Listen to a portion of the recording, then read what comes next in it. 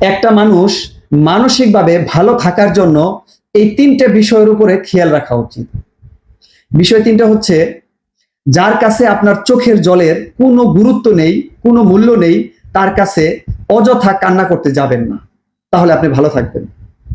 এবং যেই ব্যক্তির কাছে আপনার মুখের কথা বলার কোনো গুরুত্ব নেই, আপনার শব্দের, আপনার কথার কোনো গুরুত্ব তার কাছে নেই, তার কাছে আপনার অযথা শব্দ ব্যবহার করার কোনো প্রয়োজন নেই।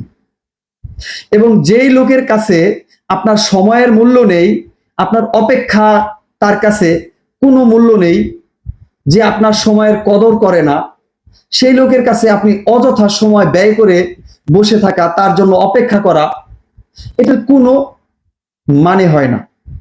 আপনি যদি নিজেকে ভালো রাখতে চান, এই তিন প্রকার কথার উপরে আপনি একটু খেয়াল করবেন, তাহলে আপনি ভালো থাকবেন, মানসিকভাবে ভালো থাকবেন এবং আপনার সময়টাও ভালো যাবে। আমি এটা বিশ্বাস করি।